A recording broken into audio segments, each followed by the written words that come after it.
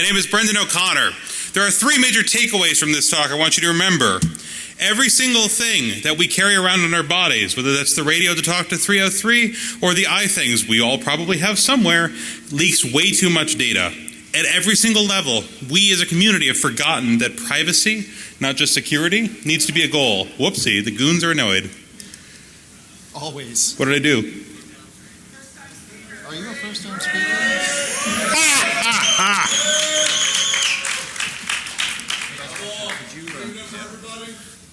So, in fact, we want to change it up a bit. Raise your hand if this is your first DEF CON attendee. You liars. All right, you. The man knows how to speak up. All right, get up on stage. I got to get somebody tall to do that. All right, the last guy, by the way, slammed it immediately, so cool your jets. I want to introduce you to 2,500 of my closest friends. Thank you.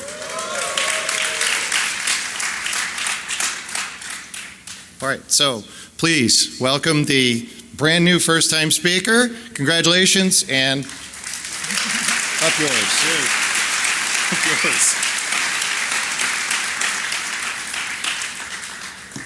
Oh my God, we have to make those smaller. We're doing this all afternoon, man. Anyway, thank you. God, I love DEF CON.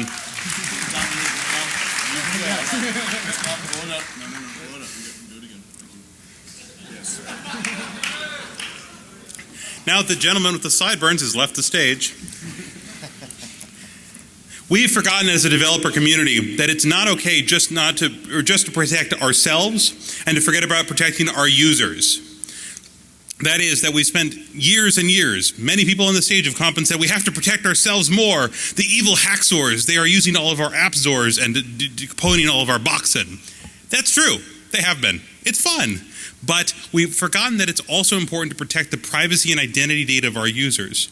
And it's become somewhat in vogue to dump a huge amount of data into unencrypted data streams that users don't even see or think about in order to, I don't really know. It's quite odd, actually. I'll show you some examples of that later.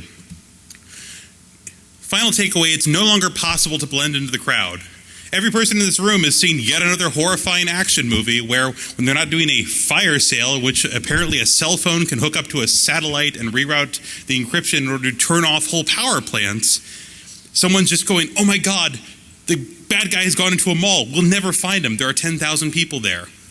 That doesn't work. And it hasn't worked from the government's perspective for a while. It's been relatively easy. Now it's not going to work for everybody in this room. If you can put together a small computer, you too can track everyone in your local mall, steal their identities, find out what the most important information in their lives is, and then use it against them. And we need fundamental changes to fix this at every single layer. We need both technical changes, but we also need cultural ones. It's not okay to request too much data and then to store it. And I say this as someone who's worked on software that's being used by millions of people every single day for financial transactions. We can't leak private data of our clients because our clients are the ones under attack, not just us anymore. If we don't do this, we've lost the only thing that we do better than our adversaries, and the only reason anyone should ever trust a software developer. So why are we doing this? Well, these guys have a lot of information on us, right? Every single day. You walk through Rio, there's hundreds or thousands of these cameras. And I was just recently told by my sister, who I thought I'd trained better, that really security is the government's area. We shouldn't worry when the government does things to secure us, because after all, they're the government and they know best. This means two things. One, a lot of people actually believe this, which is a little terrifying. And two, I am a terrible brother. Not just because I told you this, but because obviously I didn't educate my sister well enough while she was growing up. And now she's a great big doctoral student, and it's really a little bit too late. Those of us in this room know that the government is not very good at securing things by means other than throwing them in prison for very long amounts of time. But the government has a near monopoly on surveillance. Well, that's fine, right? The good guys have it. But that's not actually true. When we look at, for instance, blue coat boxes found in a whole bunch of countries that are not the good guys, we know that actually we're helping repressive governments. And hey, even after PRISM, even after every leak that's come since the PRISM leaks, I'm still hearing, hey, well, the NSA needs that. I'm sure that's okay, right? It's okay as long as only the government can spy on us. We hear a lot that sunlight is the best disinfectant. A recent study showed that cops wearing sunglass cameras were 88% less likely to commit actions resulting in complaints, and 60% less likely to use force at all. When they did use force, those officers wearing these cameras were consistent in using the least amount of force possible in a situation. This effect was not duplicated, shockingly, on those officers and their forces refusing to wear the cameras. If we can see what's going on, if we can look back at our government, we have the opportunity to make sure it works as efficiently and safely as possible. If not, we are subject to blackmail, extortion, and threats. See, for example, Aaron Schwartz. So we need sunlight, but we need sunlight quickly. We don't have time to wait for a new dawn. Anybody know what this photo actually is? What is it? It's the largest nuclear test ever detonated. It's Tsar Bomba. We need to blow up this situation to make it clear to every single developer at every single layer that this is no longer an acceptable use of our private information. So I get called a stalker. Not this stalker. This is apparently an adorable kitten that is called Stalker. I get called this kind of stalker. But we all do creepy work in this room. And we do it because the only way to raise the issue of creeping surveillance and loss of privacy is to make it clear that anyone, not just the good guys, such as they are, can use this technology for good or evil. CreepyDoll is a distributed sensor network that combines wireless sniffing, distributed command and control, 3D visualization, and grenade-style encryption to do real-time personnel tracking and true identity theft on a major urban area in real time for almost no cost. It is stalking as a service. That's what we're here today to see. There's one complication, though, and that's Weave, or Andrew Auernheimer. The United States government has declared a holy war against legitimate security research, and some of us think that's probably not a good idea. A lot of people in this room don't like Weave very much because he's a troll and he did horrible things and said horrible things about nice people. But it doesn't matter. The thing about criminal law is we don't get multiple bites at this apple. Mighty Casey gets 3 strikes to strike out. We get 1 in the Third Circuit, and it's pending already. We need to take actions to protect Weave and legitimate security researchers, even when they seem like terrible people, not for them, but for all of us. If everyone in this room isn't going to be in prison by this time next year, we need to start hoping that Weave wins this appeal. Because otherwise, hey, that was only in New Jersey, right? Except that Weave was in Arkansas. They dragged him to New Jersey because they thought they'd get a more favorable hearing. And they were right. Every internet connection goes through every place in the United States. So if we're not going to end up in prison, we better defend Weave. And this affects the way that I do this research. But first, as a side note, I wrote this amicus brief in conjunction with all the people on this list, and Alex Muntz down at the bottom, a great hacker lawyer. 13 big security researchers, a lot of people in this room are at this conference. Dan Kaminsky, Matthew Green, professor at Hopkins, Sergey Bradis, a professor at Dartmouth, Jericho, Space Rogue, and Mudge. These are people you've heard of. They're people whose work you should be supporting, even if you think you don't like Weave. This affects every one of us, whether we're DARPA program managers, professors, or itinerant hackers. And in the meantime, we have a chilling effect because we cannot trust legal actions to not be prosecuted anyway. Therefore, CreepyDoll has not been tested on a whole city because even though every court in the United States has consistently said that wireless sniffing is A-OK, it's the same as sitting in a coffee shop and hearing the guy next to you talk too loudly on his cell phone about raising his next round of venture capital funding, which happens way too often, we can't rely as a community on the government not prosecuting hackers for legal actions. I leave the next step of world domination to a braver researcher. Since I'm a law student, we have an extremely serious disclaimer. One more second to let you all read it, or get enough? This disclaimer is not intended to be ironic. So let's talk about DARPA Cyber Fast Track. CreepyDoll is not CFT work. I've had to make this extremely clear to a few people. DARPA tries very hard not to build stuff that creeps people out because they've had a bit of a PR problem in the last couple decades. But 2 CFT contracts did let me build 2 of the core systems. The reticle system, which is the distributed command and control layer, and the visualization system, for reasons that are not likely to become clear at the moment, called NOM. So thanks, Mudge, if he's here. And wear those green t-shirts with his face on them with pride. This is the brief roadmap. First, let's talk about the goals we have for this project. First, we want to see how much we can extract from passive-only wireless. That means I don't want to do man in the middle, partially because I don't want to go to the bad kind of federal prison, but partially because design constraints help us become creative. And it turns out that doing the active attacks, like the Pineapple Jessica attack, aren't necessary. We can do this without them. As soon as a device turns on that has wireless, it sends out a list of their known networks, all of their known networks, for years in the past sometimes, every couple seconds, even when it's connected to a known network. As soon as a device thinks it's connected to Wi-Fi, all of its background sync services will kick off again. That means Dropbox, that means iMessage, everything. And a lot of those, as they're establishing the SSL connections, we get a lot of cool data from. And because we're sensing in places like coffee shops that have public Wi-Fi, that means we get a lot of cool data pretty often. Over unencrypted Wi-Fi, all the data sent by a device is, of course, exposed. That's what we mean by unencrypted, which means that we can see everything they're talking about. Sometimes they're talking over SSL, which means that the core data is in theory encrypted. But it turns out that, again, lazy developers, that is us, have been leaking all of this cool data outside the SSL envelope, and I don't know why. But especially as they set it up, or as we look at things outside the envelope, we're going to see a lot of neat data. And the cool part about this is, because we have a really awesome primary key, we can just sit and wait. So maybe you make one small identity mistake in one cafe, maybe halfway around the world, as long as I'm in multiple places with my little boxes, I drop another box and maybe you make another small identity mistake, and I start to build up a profile of who you are, where you are, because I distribute them and I know that, hey, Wi-Fi is not that long range, so if I can hear you, you're probably almost on top of me. And then finally, once we get 1 to 10 to 100 sensors spread out of an area, we have time and place analysis. That means I know your patterns, I know your practice, I know what things are important to you. And if I really want to blackmail you, I will eventually find whatever it is that's most important to you and that you most don't want exposed. This is what we mean when we say knowledge is power, right? Pretty sure that's what I learned in school. Our second goal is large-scale sensing without any centralized communications. It's really easy to just say, for instance, I'll go to Verizon and buy 10 USB sticks.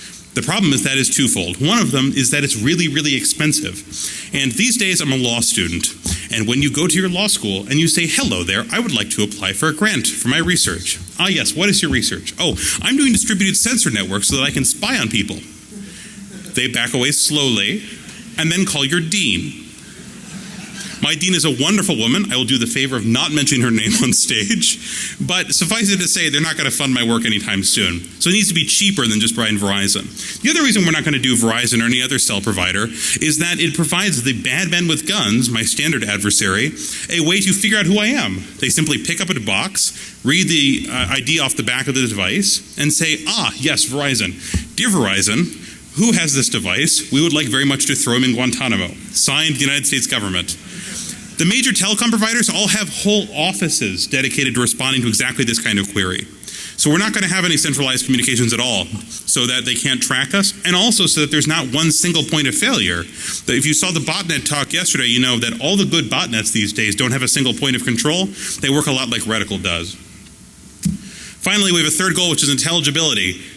The NSA slides make Tufty cry. It's a very sad thing. What we want is intelligibility on this large-scale sensor data so that we can prove to people this is a problem. It's the difference between writing a 0-day and writing a 0-day in Metasploit. When every script kiddie sitting down in the basement can stalk his entire city, maybe we'll see some improvement on this issue. In the meantime, we're not. Let's talk a little bit about background, just a couple slides. One, I'd like to pour one out for all the academic sensor network people everywhere. This works kind of like a sensor network, but not exactly, because mostly sensor networks are these ultra-low power, beautiful little devices. They work exquisitely. They do wonderful research with them. I'm very sorry for hitting that mic. And they sacrifice everything else to get there. They work in horrible languages like Nessie, which if you've never heard of it, look it up. It's terrifying. But they especially sacrifice cost. Academic sensors cost upwards of $600 a piece each. So that's not good. I want something that I can write in a real language that preferably runs Linux. Debian would be nice. And I want it at least an order of magnitude cheaper. And also background, large-scale surveillance. I swear my outline back in March for this talk said that one can assume that the intelligence community has solved all of the problems involved in Creepy Doll before me, and that they should rightfully be cited as prior art, which I'll be happy to do as soon as they publish their results. So thank you, Edward Snowden. You have made it possible for me to give proper academic-style due credit to the people who most deserve it. And pour one out for the poor guys at the NSA, because a lot of this stuff is really hard, and there's a lot of little fiddly bugs you have to work on. So let's talk about the Creepy Doll architecture. First, hardware. This is F-bomb version 1. F-bomb stands for the falling or ballistically launched object that makes back doors. It's a terribly tortured acronym because I used to work for DARPA, and they love terribly tortured acronyms. I originally presented this at ShmooCon 2012. At the time, this was based on the Marvell Shiva board, the same thing that is inside the Pony plug. But this board actually comes out of a thing called a Pogo plug, because Pogo plug decided they could charge an extra $50 off the dev board if they put it in a pink case. When that business model failed, I could buy hundreds of the things on Amazon for $25, a quarter of the cost of the dev board. So that was very nice. I'd like to thank Pogo plug for their contributions to my research. The other thing is that it fits inside a carbon monoxide detector. How many of you guys have recently checked your carbon monoxide detector to make sure they weren't working for me?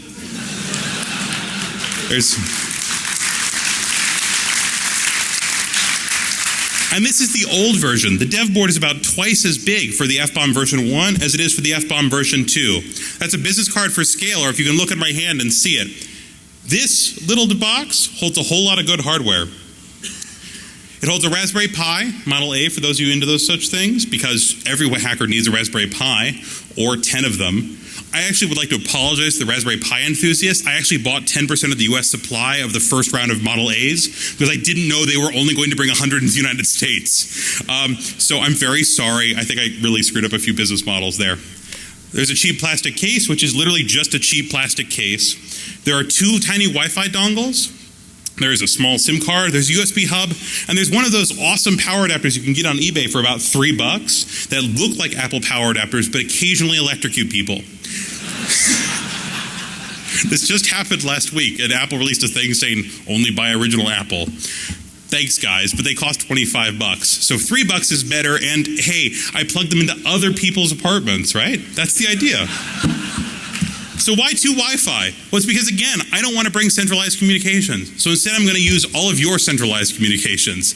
We connect to local Wi-Fi. But Brendan, in this magical place where you live, is there municipal Wi-Fi that actually works? No. There's municipal Wi-Fi that doesn't work, which is kind of typical. But there's a lot of coffee shops and bars, and every random dive bar has Wi-Fi now in Madison. It's a wonderful thing. A lot of those have captive portal agreements, though. And captive portal agreements make your embedded code sad. So I wrote a library called Portal Smash. It clicks on buttons so that you don't have to. It's available on GitHub right now, github.com/ussjoin/portal smash.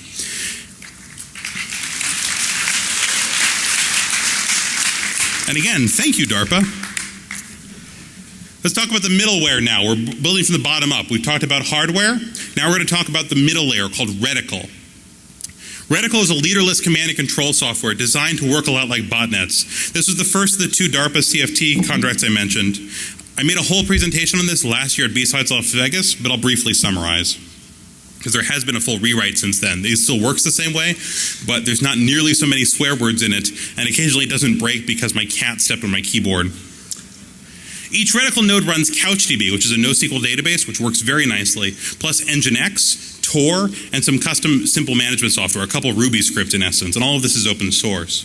This lets nodes combine into what I call a contagion network, somewhat different than a normal peer-to-peer network because it lets nodes exchange data to every other node. It doesn't let them send it to individual nodes. This means that we can do data exfiltration as quickly as possible to as many nodes as possible in the hope that we get the data out before the bad men with guns shoot the box.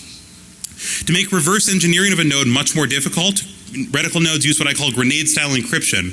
That means pretty much what it sounds like. You boot a node with a USB key that contains the full disk encryption key. It reads the key, stores it in volatile memory only. Then you pull the pin out and you throw it at your adversary, preferably not at their head. Once you've done that, unless somebody actually runs cold boot on it, then you're pretty good. If you pulled it out from power, you lose the encryption keys. As for cold boot, well, here's the thing. How many people dump liquid nitrogen on every small black box they find in their house? there's one guy, two people dump liquid nitrogen on everything, I would love your house. For the rest of you, as soon as we've gotten every person in society to dump liquid nitrogen on everything in their house, we have won and we can all go to 303's party. CreepyDoll is just a mission that Reticle runs. They all talk to each other over Tor hidden services, and as mentioned before, they all do this contagion network thing. So as soon as the data gets to one place, it's as good as home. So let's talk about the design of CreepyDoll. What's a creepy doll, right? It should be fairly simple. One underlying principle is we're going to do as much computation as possible on the edges of the networks, that is, on these little boxes. They're not very powerful, but they're not bad. They got 256 RAM. We don't need that much for CouchDB. They work fairly efficiently. And the reason we do that is to be nice to Tor. Tor, for those of you who don't know, is usually overloaded. Please go donate money to those who run more Tor exit nodes. So we don't want to send whole PCAPs home, partially because it's root to Tor, and partially because we're taking coffee shop's bandwidth, and the guy who's trying to download Juarez in the corner, because no one will track him in a coffee shop, will get annoyed at us. So we're going to do distributed querying for distributed data. We process all of the data on the nodes, the PCAPs we save. We get as much actionable intelligence out of them as possible, and we just send that home. We never send the PCAPs home. We then do centralized querying for centralized questions. This is where we can do really awesome types of questions, like, where do you usually go for coffee at 8 o'clock in the morning? Or for those of us in this room, where do you usually go for coffee at about 3 o'clock in the afternoon once you've dragged your butt out of bed? We do these things on the centralized node because even though the distributed nodes have a lot of distributed data, they don't have a lot of hard drive storage. They only got 8 gigs apiece. So we want to be able to do the kind of long-term data mining type queries back home. And what we do is we pull the data out of the grid as fast as possible. Once it's propagated, we delete it, free up hard drive space, and then we have a centralized point of visualization only. It's not the command and control networks, it's just the place we plug our Xbox into. And I'm serious about the Xbox thing, we'll talk in a minute. The way we extract this actionable intelligence is called NOM, for Nosiness, Organization, and Mining, and because it's hilarious.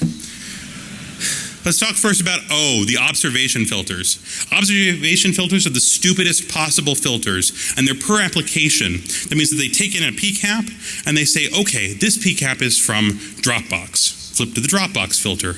Okay, from Dropbox we can extract the fact, we can only extract that they use Dropbox. That's something good to know.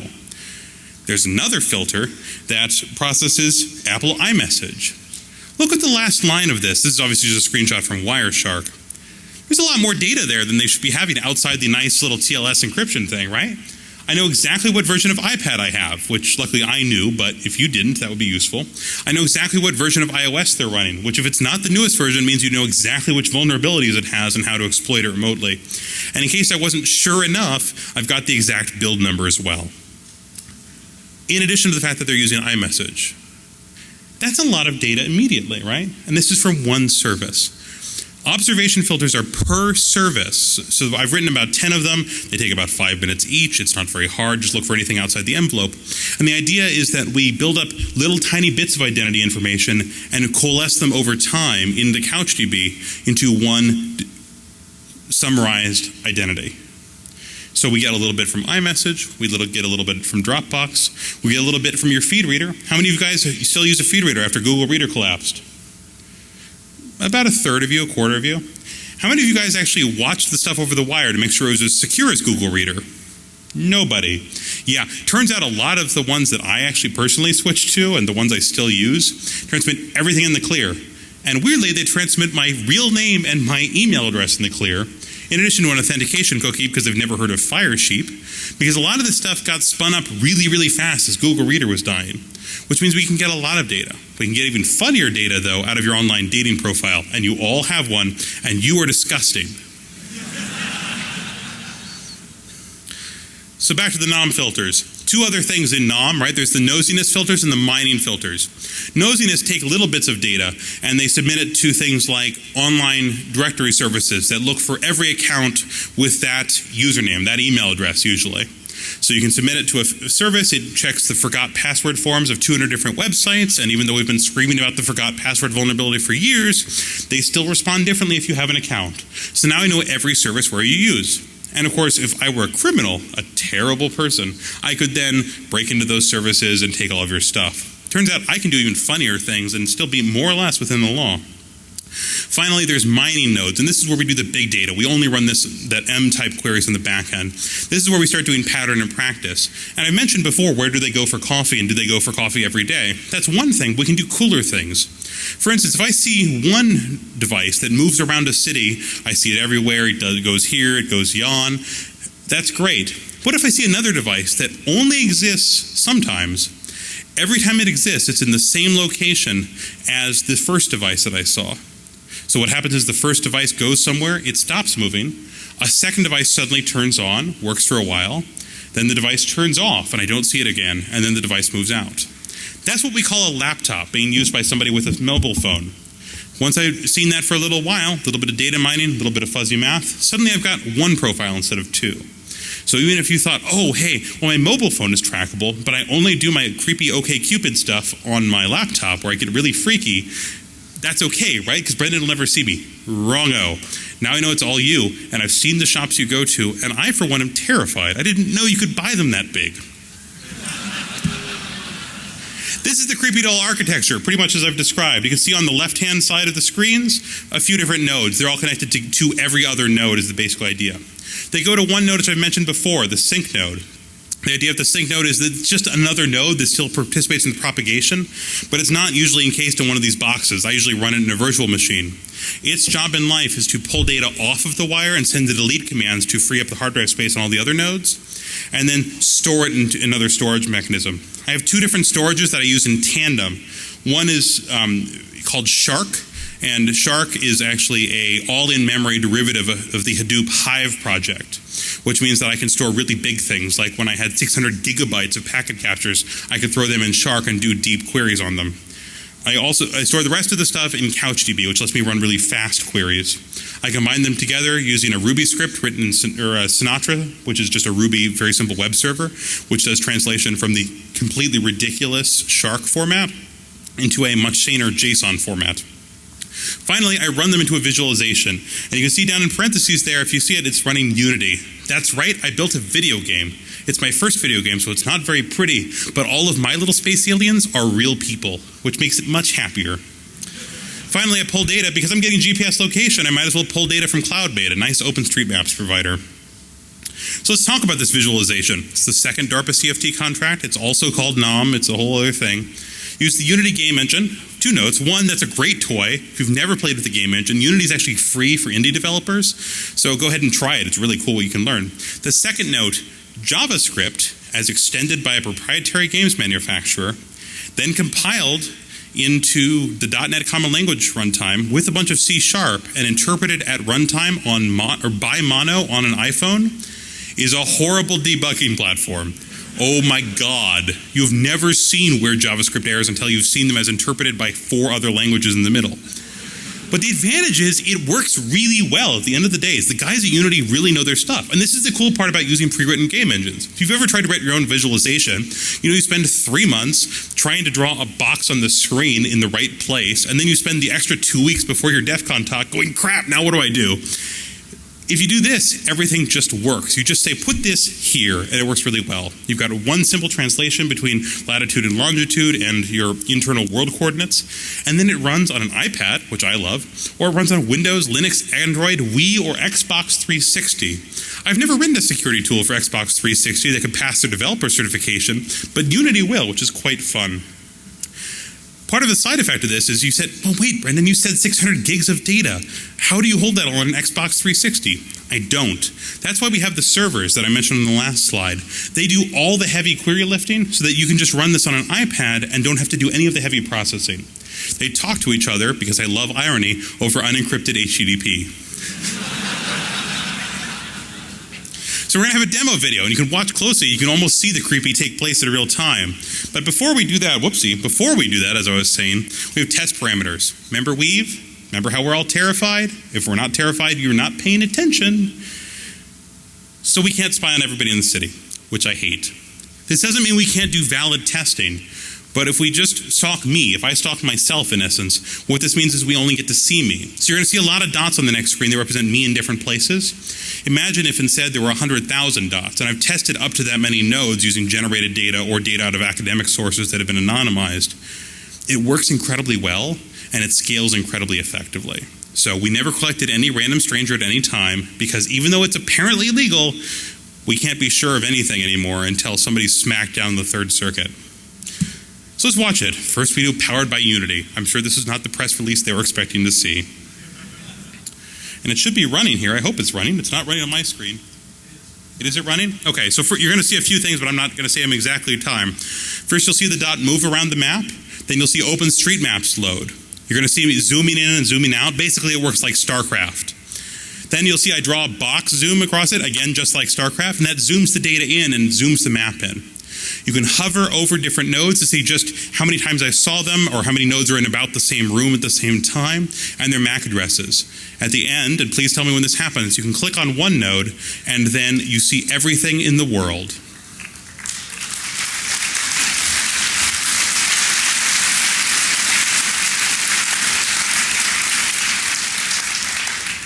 So yeah, real name and email address from a Google Feed, or from a Google Feed replacement, I should say. It's not from Google Reader's fault. Photo from an online dating site, whose name we're not going to say because I've heard they have angry lawyers, even though they haven't heard of Fire Sheep. All the rest of the data from all the rest of the different sources. You can see that they use iMessage, so we know what kind of device this was. You can see that they use Login, which is a commercial, basically it's a replacement for every screen sharing site. And we have all this great data. We even have the weather app, which helpfully transmits in the clear exactly what location the iPad thinks it is, so I can make sure that my sensors are appropriately placed. They're actually helping me calibrate my own network. It's awesome. So let's talk about future work. Well, the first thing is, what other applications could we do besides being decidedly creepy, Brendan? Well, one, we can do counter-infiltration. Those of you who've participated or even read the news about the Occupy Wall Street and Occupy Everything Else movements have noticed that a lot of times a mysterious stranger slips into a group, then suddenly somebody throws a rock, and then the mysterious stranger is gone. It's amazing how effectively this works. You can use CreepyDoll for counter-infiltration, though, because you just set an alarm. Say, hey, if anybody new shows up in this area, scream bloody murder. So whenever the bloody murder alarm goes off, everybody knows, look for the one guy with the BlackBerry. He's the Fed.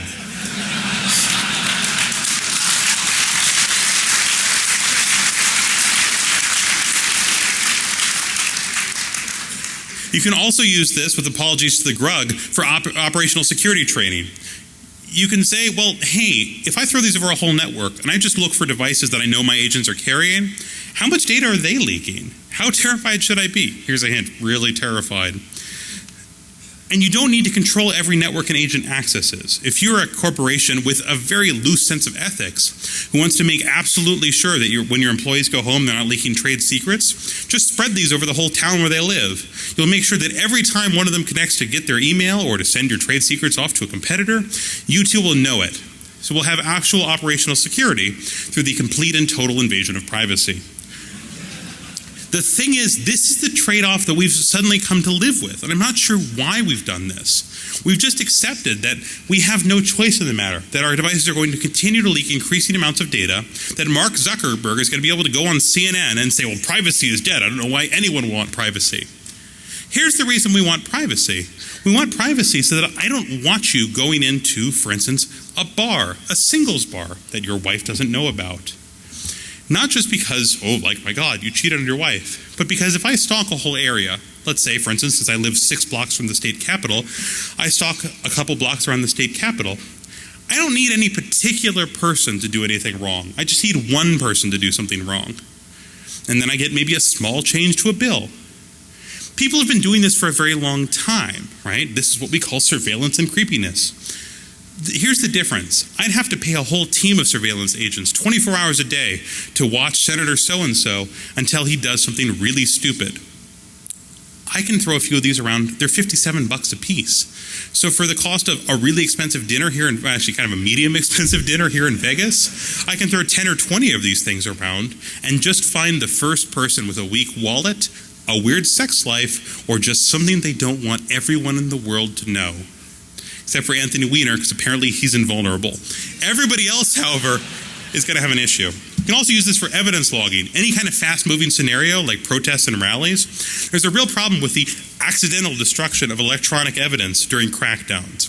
It's very hard to know who is in a kettle when the cops lock you all in and then eventually take you off. It's hard for Occupy to know who they need to save from the jails.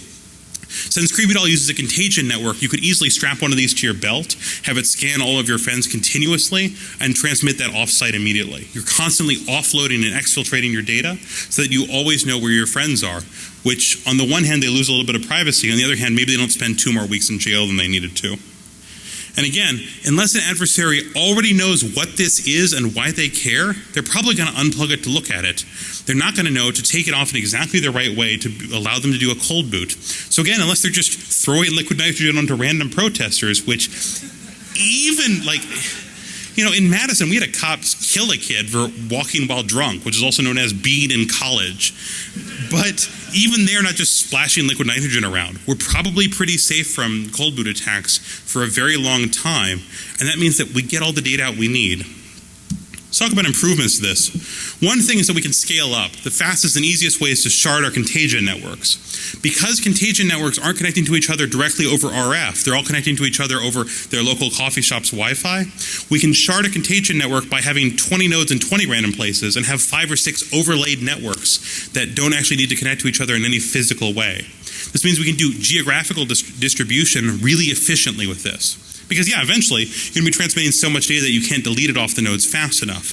So when that happens, probably about 50 or 60 nodes if you've got a well-traveled area, then you probably want to start splitting up your contagion networks. Each network then just has one data sync node.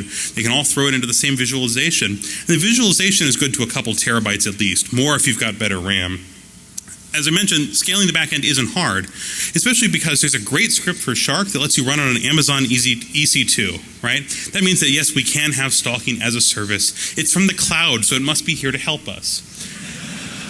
There's CouchDB servers as well. They even run GeoCouch, which is a modification of CouchDB that I'm using for this. It works really efficiently. The visualization's a little bit harder in that there's a limit to how many nodes, a couple thousand I can draw simultaneously. But luckily, there are hundreds of books by game developers for other game developers that they don't check your game developer cred at the door in order to buy. And they tell us how to do these things. Things like grouping, which actually I'm already doing. If you saw the black nodes versus white nodes, those are groups versus single nodes. But we can also do things like a limited field of view or a limited distance of view. The standard things you see in every FPS game. You can't see the entire way to the moon. This will allow us to scale the visualization pretty much as far as we need. OpenStreetMap, of course, goes everywhere in the world, so you can stock a whole country at once for just probably 10, 20, 50,000 bucks, which, if you really, really want to be creepy, is not that big of an investment. Won't someone think of the children and everything they're doing every day? If you are, you're a bad person. Finally, we can add a lot of stuff to this. How many of you guys have played with software-defined radio since the RTL SDR came out? Quite a few people, actually, for just kind of a random question.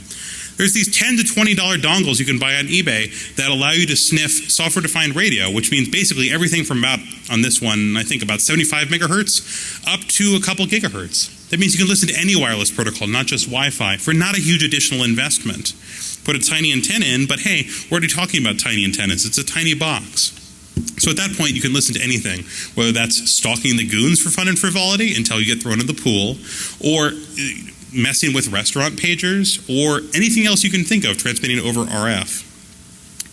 We can also work around encrypted Wi-Fi. That's obviously trivial to do with tools like Reaver or the other awesome attacks on wireless security. That just gives us more ways to connect home.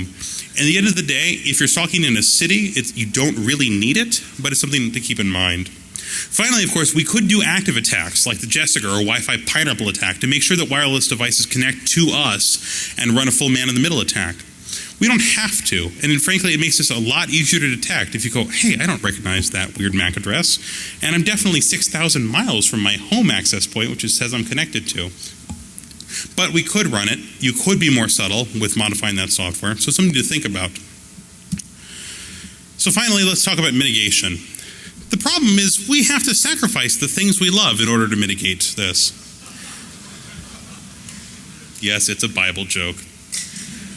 The leaks are unfortunately at every single level of the entire stack, and I do mean every single level. At the bottom layer, the IEEE has said that beaconing your list of all known networks every second or two is an acceptable way to behave in a crowded noise space. That's a terrible idea, right? But that's in the protocol. We can't ignore the protocol. That would be a bad thing, and the IEEE will send out their engineering thugs to hurt us. They have to fix this. But unfortunately, we've said, well, it's so convenient to have to walk near my apartment and immediately reconnect to Wi-Fi without ever having to turn on my phone. It can automatically connect to iMessage and download all of my new messages, and some of them won't be from Anthony Weiner, I'm sure. But the IEEE is not going to be able to promulgate a new protocol to device manufacturers. Hey, it's going to be less convenient and your customers will hate it, but you should really use this because it's more secure. Next. There's also a problem at the operating system level. A lot of mobile operating systems, and I'm going to pick on Apple here because that's what I use, won't enforce VPNs. What that means is that when I connect to a new Wi-Fi on a laptop, I can have a setting that says turn on the VPN before you allow any packets to go. That is not possible to do on iOS, which means that you always have those first few messages. And those first few messages are rich with data because before the encryption has been set up, they're already transmitting this user agent insanity and everything else if they're open source or if they're open protocols. And so the OS too needs to be protected. And finally, again, we have to change the culture. We as developers can't be collecting random data. I found, for instance, an online shopping application that for some reason transmits my location in real time. It's not Groupon, right? It's not something that actually involves my location. They just want to know so they can serve me targeted ads. And they serve all their own data over SSL, right? Because nobody should know. Nobody should have unencrypted access to how much that new pair of Manolo Blahnik shoes costs. But for some reason, everyone in the world should have unencrypted access to what OS I'm running and where exactly I am in the world. That's a pretty weird trade-off, and it's our fault, because we've forgotten to protect our users in addition to protecting our servers. This is everyone's fault, and so no one's going to take responsibility for us, right? It's just status quo, right? The status is not quo. Those of you who like Dr. Horrible. We cannot tolerate this level of privacy leakers. There's one Dr. Horrible fan. As consumers, we need to demand better, and as developers, we have a responsibility to the world to do better. One final digression. At ShmooCon 2013, there was a pretty heated panel about the interaction between academics and researchers. I've actually split both in my career. I have an academic degree in computer science. I'm doing an academic degree in law these days, but I'm also just a hacker without any academic support most of my time. We need to be able to have a way for the two communities to work together, and part of that needs to be that hackers need to find a way, any way, to stop repeating the same mistakes over and over. Everybody who's done a long-term research project or development project in here knows that you spend the first couple months doing something, and then 6 months later you go, God, they already did it, and I just couldn't find it. So a couple days ago, on Tuesday, we launched HARK, a Kickstarter for HARK. HARK is going to be a new hacker archive that anyone can publish to, and they can publish whether it's a couple tweets, a blog post, or a formal academic paper. We're going to have mentors who can help you take your work to the next level, where the next level for you is a new B-Sides, or it's the Usenix Woot Conference, which actually exists and is an awesome title. We want to be able to have mentorship, we want to be able to have promotion, and we want to be able to have a permanent archive so that people know that if they publish their work here, it will live beyond their own time, which, especially as we start losing hackers left and right, is going to be a very important thing. We want to be able to fail better. In order to do that, we need your help. It's at thehark.net. There's a Kickstarter you can contribute to. Finally, thank you to all those who've harassed for comments, to Mudge for running the CFT, and for my law school for not being hard enough to make me actually work on law school most of the time. Also, I'm finishing law school in 10 more months, and I don't really know what I'm going to do next. If you have an idea that you'd like me to do in about 10 more months, drop me an email. This is right on the slide. And finally, seriously, we want to be able to fail better and to make hackers, not just academics, live forever. If you too want to believe in immortality, go to thehark.net and join us. Thanks very much.